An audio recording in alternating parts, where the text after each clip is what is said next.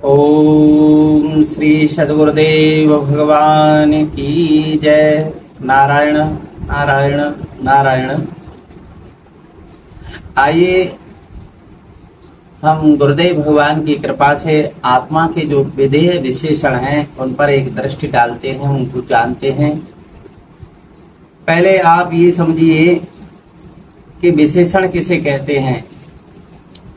जो वस्तु की विशेषता को प्रकट करे, स्वरूप में प्रविष्ट होने वाली जो व्यावर्तक वस्तु है। स्वरूप तो कुछ और है, लेकिन उसको कुछ और तरीके से जो दिखा रही है उसको कहते हैं व्यावर्तक वस्तु। जैसे हम कहते हैं कि नीला कमल, तो कमल ही है, लेकिन उसमें जो नीलमा है वो उसका विशेषण है। व्यावर्तक वस्तु उसको कहते हैं कि जो वस्तु अलग रहकर भी दूसरी वस्तु में अपना गुण और धर्म दिखावे, वो वस्तु व्यावर्तक कही जाती है।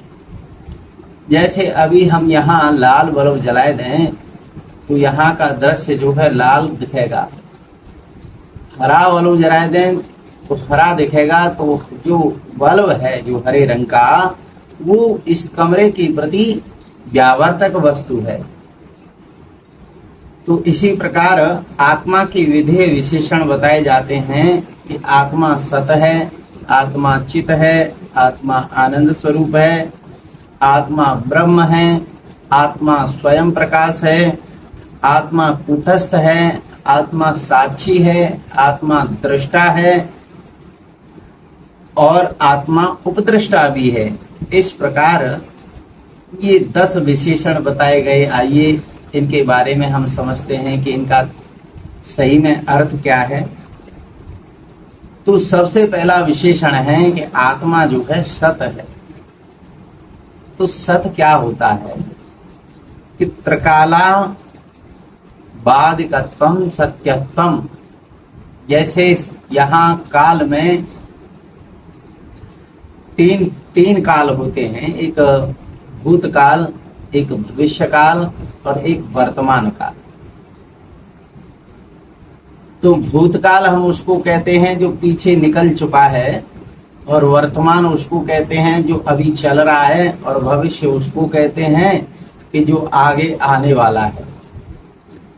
तो अभी जो वस्तु है, अभी जो बात है, वो पीछे की ओर चली जाएगी तो वो भूत में पहुंच जाएगी, और आगे आने वाली बात के बारे में हम अगर चर्चा करें तो वो भविष्य की चर्चा हो जाएगी।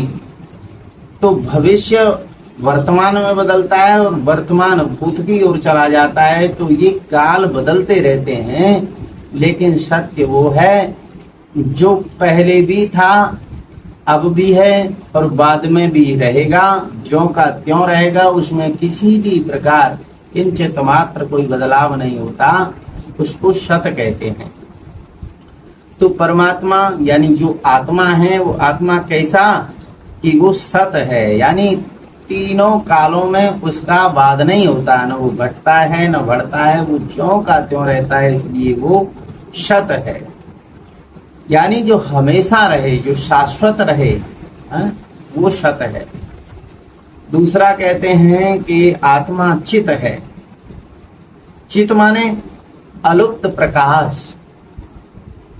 अलुप्त प्रकाश यानी कि वो प्रकाश स्वरूप है, उसको किसी दूसरे के प्रकाश की आवश्यकता नहीं पड़ती कि सूर्य का प्रकाश हो, कि चंद्रमा का प्रकाश हो, कि अग्नि का प्रकाश हो, या किसी साधन से कोई प्रकाश करके हम उसको प्रकाशित कर सकें। वो परमात्मा, वो आत्मा जो है वो चित स्वरूप है। जितना भी प्रकाश है, जितना भी प्रकाश यहाँ सृष्टि में सूर्य चंद्र अग्नि आदि को मिल रहा है, तो उसी के द्वारा, उसी प्रकाश में से, उसी प्रकाश पुंज में से इनको प्रकाश मिल रहा है। इसलिए उसको किसी के प्रकाश की आवश्यकता नहीं है। जो सबको जाने, सुचित है, वो सबको प्रकाशित कर देता है, सबको जानता है, इसलिए वो चित स्वरूप है। और तीसरा विशेषण आत्मा का बताया कि आत्मा आनंद स्वरूप है। तो आनंद का कोई विलोम नहीं होता। सुख का विलोम दुख होता है, लेकिन आनंद तो आनंद ही रहता है। इसलिए आत्मा आनंद स्वरूप है। क्यों? क्योंकि प्रत्येक से हम आनंद ही चाहते हैं, चाहे किसी विषय से चाहें, चाहे किसी विषयी से चाहें, किसी से भी अगर आप कुछ चाहते हो तो आनंद की प्राप्ति करना चाहते हो। अब उस आनंद को आप शांति कहो या अन्य कुछ कहो, वो आनंद स्वरूप है परमात्मा। और कैसे हैं? श्री गोस्वामी तुलसीदास जी महाराज कहते हैं कि जो आनंद सिंधु सुख राशि और शीकर तय त्रैलोक सुपासी।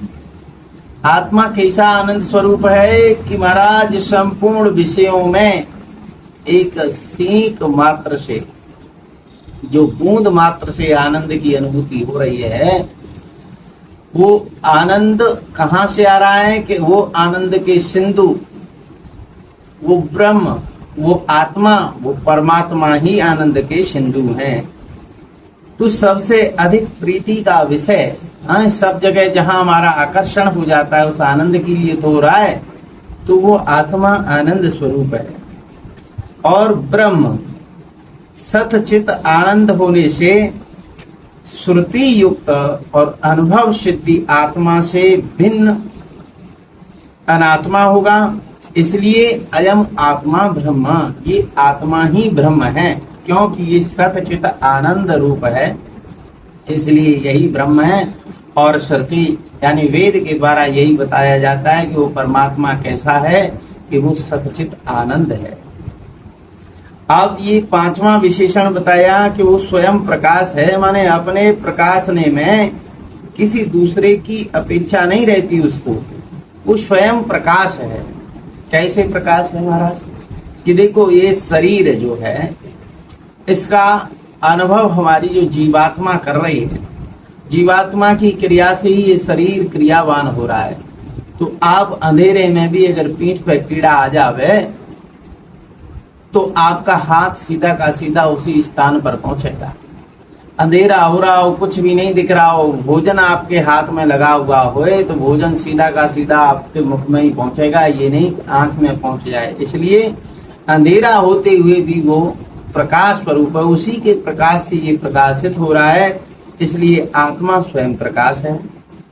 और कूटस्थ, कूटस्थ का मतलब होता है कि आत्मा अचल है। जैसे खूंटा होता है ना, एक खूंटे को एक स्थान पर गाड़ दिया जाए तो वो अचल हो जाता है, वो अपने स्थान से दूसरे स्थान पर नहीं जा सकता।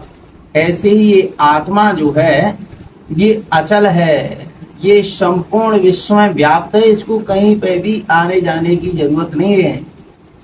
और ये अक्रिय है, इसमें किसी प्रकार की क्रिया नहीं है। क्रिया तो ये शरीर में होती है, इंद्रियों में होती है, मन में होता है, बुद्धि में होती है, क्रियाएं इनमें होती है, न कि आत्मा में किसी प्रकार की क्रिया होती हुए।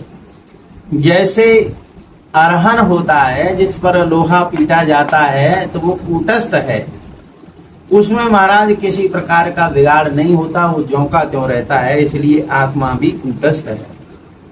और सातवां विशेषण बताया कि आत्मा साक्षी है।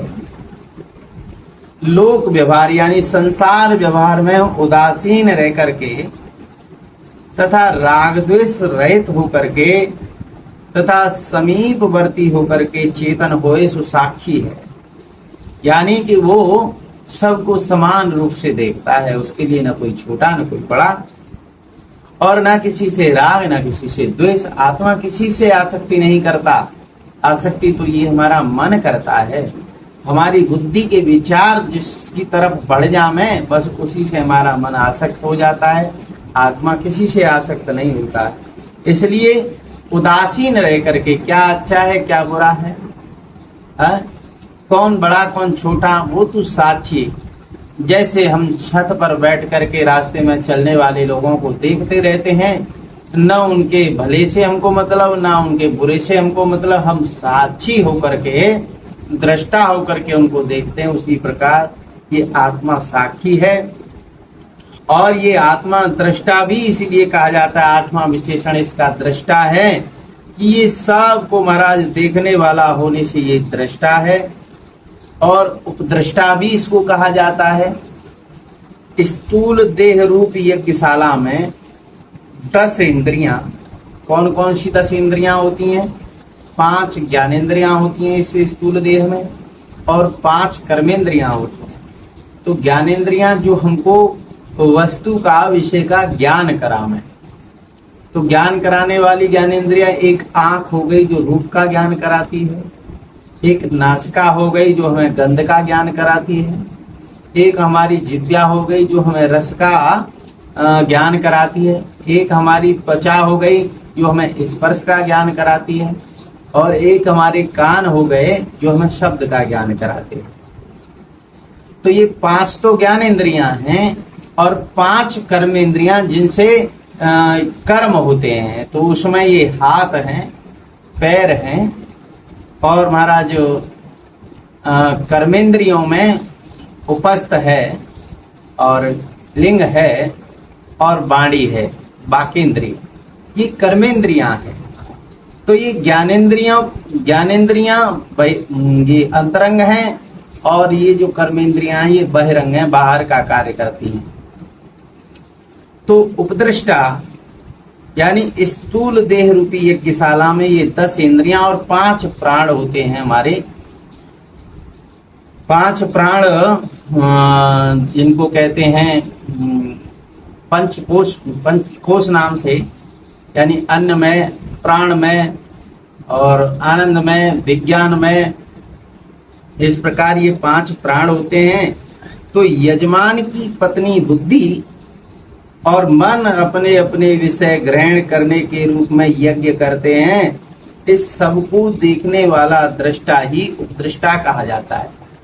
कहने का तात्पर्य, दृष्टा तो वो है जो संपूर्ण सृष्टि को समान रूप से देख रहा है, वो दृष्टा, और जो इस 3.5 हाथ के देह में मन, बुद्धि, इंद्रिय आदि को देख रहा है, इसका जो अनुभव कर रहा है, इस कारण आत्मा उपदृष्टा है। और अंत में बताया गया कि इसका विशेषण है एक। आत्मा को एक कहा जाता है क्योंकि आत्मा का सजातीय, आत्मा जैसा दूसरा कोई नहीं है, आत्मा अद्वितीय है। इसीलिए तो आत्मा ही ब्रह्म है, ब्रह्म भी अद्वितीय, आत्मा भी। तो आत्मा और ब्रह्म की एकता ही तो ये हमारा जो वेदांत का लक्षण है। तो इस प्रकार बताया कि आत्मा के 10 विधेय विशेषण होते हैं। और देखो, ईश्वर और जीव जो होते हैं ना, ये आत्मा से परे हैं, यानी कि आत्मा से हट करके ये उपाधि के कारण ये सर्व की उपाधि से ईश्वर बन गए, और अल्प की उपाधि से वही आत्मा जीव बन गया। हालांकि जीव और ईश्वर वही आत्मा है। तो ईश्वर के धर्म क्या बताए कि सर्वशक्तिपना, वो सर्वशक्तिमान है। सर्वज्ञपना, वो सब कुछ जानता है, सबके हृदय की जानने वाला है। और व्यापकपना, वो सूक्ष्म रूप से सब में व्याप्त है। जैसे आकाश सब में व्याप्त है, उसी प्रकार ईश्वर भी सब में व्याप्त है। एकपना, वो अद्वितीय है, उसके जैसा दूसरा कोई नहीं। और स्वाधीनपना, वो अपने अधीन है, वो किसी के पराधीन नहीं। और समर्थपना, वो सब कुछ करने में समर्थ हैं, चाहे तो वो सृष्टि बनाए दें, चाहे तो सृष्टि को उजाड़ दें। और परोक्षपना, यानी वो छिप करके रहते हैं। और माया उपाधिपना, ये ईश्वर के धर्म हैं। और जीव के धर्म क्या बताए गए कि वो अल्प शक्तिपना है उसका, यानी कि उसकी शक्ति सीमित है। और अल्पज्ञ, यानी कि वो सबको नहीं जानता, सर्वज्ञ नहीं है वो। और परिच्छिन्नपना, वो अपने को एक देश में बांधे हुए देखता है। इसलिए जीव का ये धर्म है परिच्छिन्नपना। और नानापना, यानी वो अनेकता देखता है इस सृष्टि में। और माया के पराधीन रहता है, इसलिए उसके अंदर पराधीनपना भी है। और असमर्थपना, वो अपने आप कुछ नहीं कर पाता।